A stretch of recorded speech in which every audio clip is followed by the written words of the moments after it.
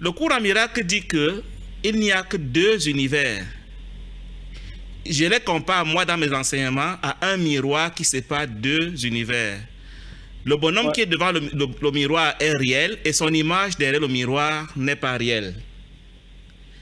Les deux univers fonctionnent chacun avec son paradigme ou son système de pensée. Donc, chaque définition que tu utilises dans ce monde-ci, selon le cours en miracle, a deux sens. Selon que tu utilises le sens du côté recto du miroir ou du côté verso. Donc, la réincarnation aura une définition différente d'un côté comme de l'autre du miroir selon où on se place, comme tu l'as si bien dit tantôt. Quelle est la différence entre les deux côtés du miroir selon un cours en miracle?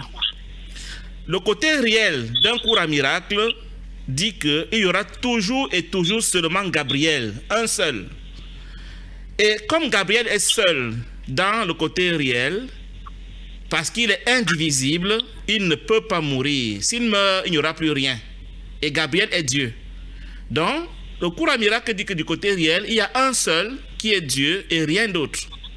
Donc, quand je me place dans la perspective de ce côté réel, je peux dire fort, la réincarnation n'existe pas parce que la mort n'est même pas possible et Dieu ne peut pas mourir.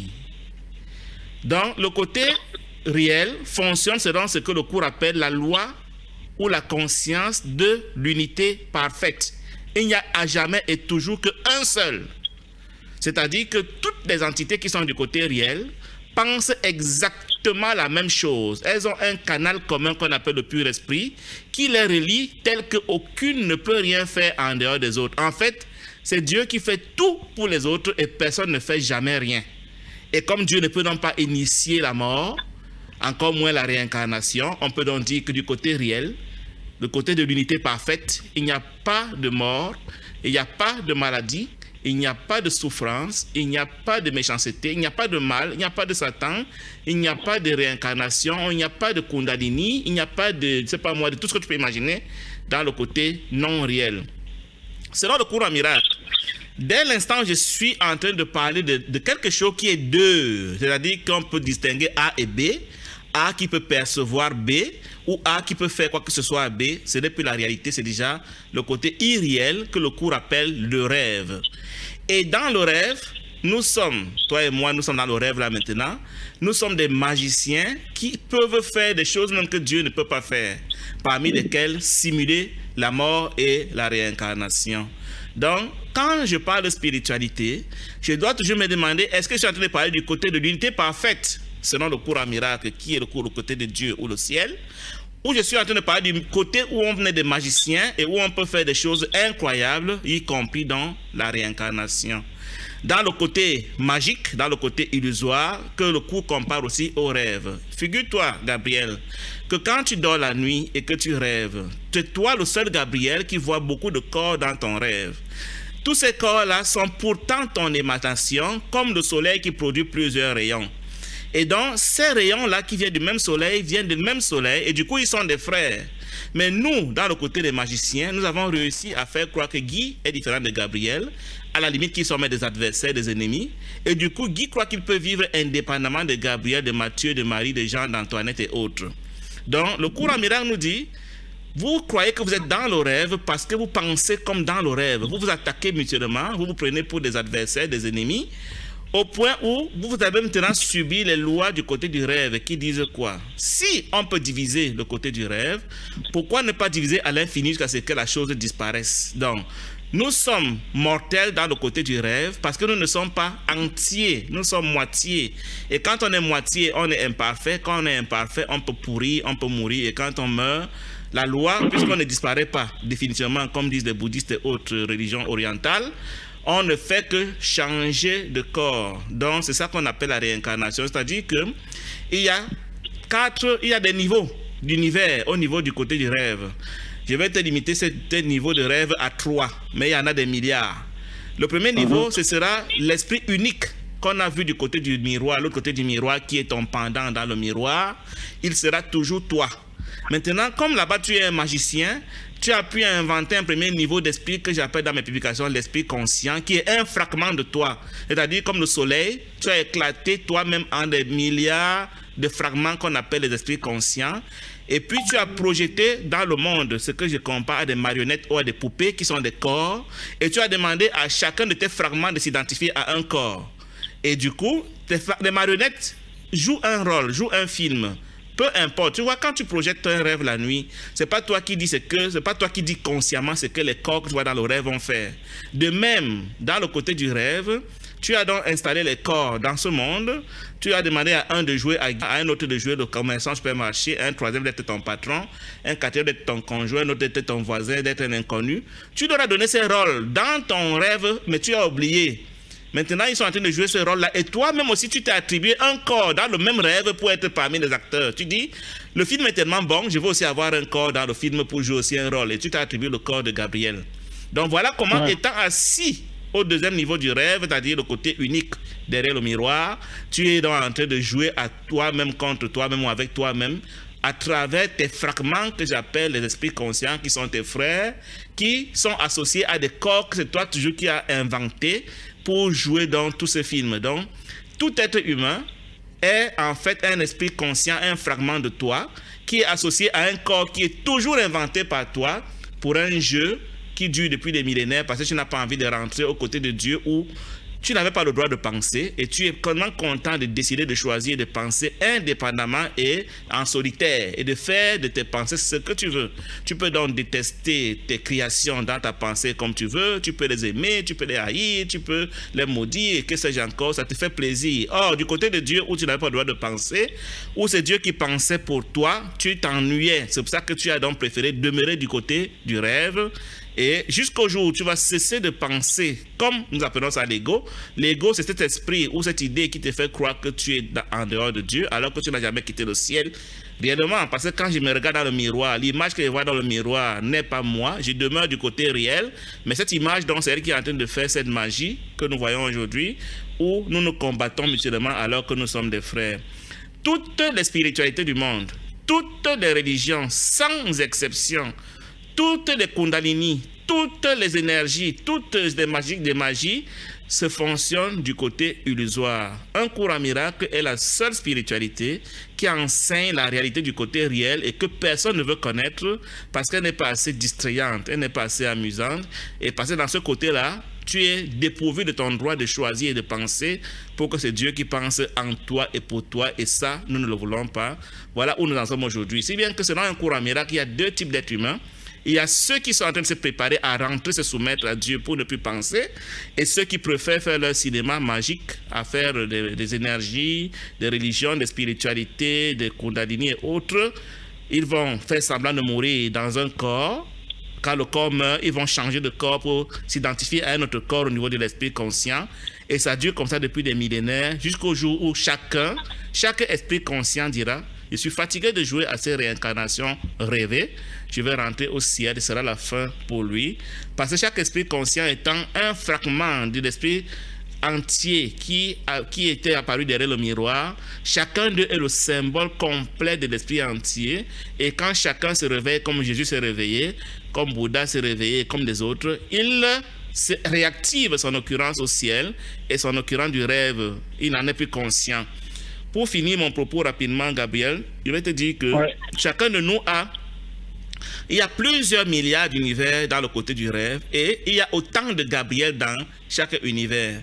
Donc, quand tu décèdes, c'est en fait ta conscience qui fonctionne comme un rayon laser qui se débranche du corps qui est mort sur la Terre et ça va se pointer sur un autre corps qui est dans un autre univers en fonction de certaines propriétés sur lesquelles on pourra revenir si tu le veux bien. Bref, nous ne venons pas vraiment dans les corps. Nous sommes assis tu es assis, quand il dit nous, c'est toi. Tu es assis dans le bonhomme qui est derrière le miroir, très en haut là-bas, pas loin de Dieu. Et tu es en train de jouer avec un rayon laser qui dit maintenant je vais jouer à être Gabriel. Et depuis là-bas, tu envoies des pensées, des idées, des actions à Gabriel et Gabriel obéit. Et tu crois que, et au point où tu as même cru que tu as quitté le haut pour venir être ici alors que tu n'es pas réellement ici. Donc le jour où tu vas éteindre le rayon laser pour dire c'est bon, ce corps ne m'intéresse plus, je vais changer de poupée, tu vas juste faire semblant de mourir, tu vas demander à ce corps de mourir et puis tu vas pointer ton rayon laser sur un autre bébé et tu vas faire semblant de naître à nouveau. Quand ce bébé va grandir, tu vas dire je suis né, j'ai grandi, je suis ceci, je suis cela. Tu pourras être un homme, une femme, un blanc, un jaune, un chinois, un africain, je ne sais pas moi quoi, un papouasien, c'est pas un nain, un riche, un pauvre, un pasteur, ou je ne sais pas moi quoi. Bref, ça dépend du bébé que tu vas choisir pour t'identifier à lui. Et c'est ce que ces religions qui ne savent pas trop bien expliquer ces choses appellent la réincarnation. Et il n'y a pas de réincarnation parce qu'il n'y a pas d'incarnation. Il y a simplement identification à des poupées que nous croyons être nous. Donc, croire qu'on est incarné, c'est vraiment, tu imagines, l'esprit ne peut pas être limité dans un corps. Donc, en fait, ce n'est qu'une jeu d'identification. Mais dans l'ignorance, nous avons vraiment cru que l'esprit est entré dans le corps. C'est qu'en fait, nous avons un corps physique, j'ai envie de dire comme ça, et un corps énergétique. Mais on n'a pas un corps énergétique, on a plusieurs corps. Donc, quand tu actives un de ces corps, tu actives ses attributs. Il y a un corps en nous qui a la capacité de faire la Kundalini. Ce n'est pas tout le monde qui l'active. Donc, c'est une question d'activation. Quand ta conscience va activer un corps bien précis, tu manifestes les attributs de ce corps. Ceux qui activent le corps, qui peuvent faire les sorties du corps, ils vont faire les sorties du corps. Ceux qui activent le corps, qui peuvent parler aux esprits des fées, ils vont parler aux esprits des fées. Ceux qui activent le corps, qui restent seulement une masse de chair, ils vont rester dans la masse de chair. Donc, c'est tout simplement un jeu d'activation. Nous avons tellement plusieurs corps comme un accordéon. Et c'est chacun de nous qui choisit la fréquence, le corps qu'il veut activer selon la fréquence qu'il veut activer. Et quand tu l'actives, tu vas manifester les attributs de ce corps-là. Quand tu prends par exemple la mathématique, on appelle souvent ça le repère. Tu demandes à celui qui fait la définition, quel est ton repère? Tu parles de quelle perspective? Donc, et en matière de définition spirituelle, il n'y a pas de définition unique. Il y a toujours, parce que selon le corps, selon la fréquence dans laquelle je vibre, j'aurai des définitions bien précises des termes que j'utilise. Donc, c'est pas parce que quelqu'un a écrit sur Internet la réincarnation existe ou n'existe pas, alors que tu ne connais pas la fréquence à laquelle il vibre. Et nous allons toujours parler en fonction de la fréquence dans laquelle nous vibrons. Et ce n'est que ceux qui sont dans la même fréquence que nous qui vont accepter notre message parce que notre message leur parle. Donc, l'Internet est très séducteur en nous faisant croire que le mot est le mot. Non, le mot est chargé d'une certaine énergie, une certaine fréquence de vibration, comme la radio. Quand la radio parle, si tu n'es pas calé dans la fréquence de cette radio, tu ne pourras pas écouter son message, tu ne pourras pas le comprendre. Donc, c'est vraiment très réducteur que de dire telle religion a dit, tel être humain a dit. Il faut se demander, celui qui dit là, quelle est la fréquence à laquelle il vibre? La vibration du courant miracle, c'est le 1. Lui, il est accroché sur le 1 inconditionnel. Donc, si tu veux comprendre le courant miracle, ne pense jamais en termes de 2. Le courant miracle ne connaît pas le chiffre 2. Il ne connaît que le 1. Toutes ces définitions sont alignées sur le 1. Et comme notre conscient n'est pas préparé à faire tout un système mathématique avec le 1, ou tout un système de pensée avec le 1, c'est ça qui rend le cours difficile pour nous, parce que nous sommes habitués à penser en termes de plusieurs. C'est que tout ce qui n'est pas Dieu n'existe pas. Donc, c'est un fantasme, c'est un rêve. Il en parle, je peux te dire que ça ne vaut même pas la peine d'en parler. Contrairement à toutes les autres spiritualités et religions qui croient que l'esprit est réel. Dans le cours, seul Dieu est réel et il n'y a rien d'autre. Aucun esprit n'est réel, aucun fantôme n'est réel, aucun corps n'est réel. Ce sont des apparitions d'un rêve qui vont disparaître quand on va se réveiller. Donc il n'y a pas une doctrine de l'esprit dans le cours en tant que tel. Il n'y a que l'enseignement de l'esprit pour dire ignorer ça, il n'est pas réel. Et c'est la seule spiritualité dans l'univers qui enseigne ça. De 1, radical. Donc, il a sa fréquence, chaque religion, chaque individu a sa fréquence. Le cours en miracle a la sienne. J'étais exposé celle du cours en miracle. Maintenant, les autres aussi ont les leurs. Les Ramana Maharshi, les Papaji, les je sais pas moi quoi, les Katolés, les Anges Bétan et autres. Chacun sa fréquence maintenant. Et nous devons, en tant qu'individus, écouter ce qui correspond à notre fréquence. Pourquoi? Parce que nous sommes comme des bébés, des enfants qui grandissent. À mesure que nous grandissons, le message qui nous est acceptable évolue aussi. Donc, il ne faut jamais brusquer un esprit selon le niveau du message qui lui correspond. Il n'y a personne qui fait mal. Chacun a son rythme et chacun, selon la fréquence à laquelle il vibre actuellement, doit écouter son cœur. Et le cours dit ce qu'il dit, c'est apprendre ou à laisser. Il n'y a rien d'autre en dehors de Dieu. Seul Dieu est et rien d'autre n'est. Très peu de personnes veulent le comprendre parce qu'il heurte notre système de pensée actuel, la dualité. Donc, on en parle, mais très peu, je te dis, ne veulent pas le comprendre. Mais chacun a son temps, ce n'est pas un reproche, ce n'est pas quelque chose de mauvais. Si ta fréquence n'est pas encore arrivée à un certain niveau, un peu comme tu ne montrerais pas des films X à un petit enfant, il y a des choses qu'on ne peut pas comprendre à un certain niveau de vibration et tu le comprends très bien. Mais quand tu vas arriver à une certaine vibration, automatiquement tu vas embarquer sans savoir pourquoi. Donc la vibration détermine le niveau de réceptivité d'un message. Parce qu'il y a un. Le un ne peut pas mourir. Quand on dit qu'il y a un seul qui est Dieu, Dieu ne peut pas mourir. Si Dieu meurt, le monde, on ne sait pas ce qui va rester. Il fait qu'il n'y a pas de conflit. S'il y a un seul, il n'y a pas de conflit. S'il y a un seul, la mort est impossible. S'il y a un seul, la réincarnation est impossible. S'il y a un seul, c'est lui qui a tout. Donc, il ne peut pas avoir le manque. S'il y a un seul, il ne peut pas être malade. S'il y a un seul, bref, ce que nous faisons comme expérience dans nos rêves est dû au fait qu'on est deux à se partager des ressources.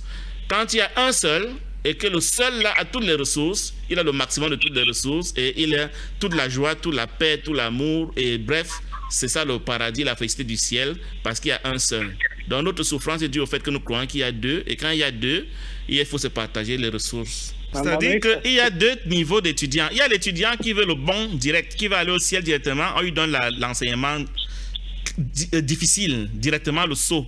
L'étudiant qui veut aller progressivement, on lui dit, bon, il y a un processus progressif qui passe par des semblants de mort, des semblants de réincarnation, des semblants de pardon, des semblants de... Mais ce n'est qu'un jeu. Et chacun choisit son timing. Donc, quand je parle de réincarnation, comme tout enseignant, je peux parler à un public qui veut jouer, alors je leur parle en langage du jeu, en leur parlant de l'évolution progressive qui intègre des soi-disant réincarnations pour qu'ils comprennent. Si je parle à un public bouddhiste, je vais parler de réincarnation parce que c'est ce qu'ils enseignent, ce qu'ils pensent. Mais quand je parle d'une manière radicale de l'enseignement du cours Amira, je dis, il n'y a rien en dehors de Dieu. Point final. Donc, il n'y a pas de réincarnation. Donc, c'est toujours en fonction de celui qui est en face de moi. Quand tu me poses une question où je sens que tu veux savoir le point final, je te le donne. Si tu veux aussi savoir des étapes intermédiaires, alors c'est tout un enseignement qui fait 1200 pages dans le cours Amira. Le cours Amira t'en parle aussi, mais pour les étudiants qui veulent aller lentement, chacun son rythme. Toi, quand un enfant, si les adultes sont en train de parler et puis un enfant les écoute, il ne fait pas des efforts pour comprendre de quoi il parle. Il écoute simplement, même s'il ne comprend pas, ça ne fait pas un souci.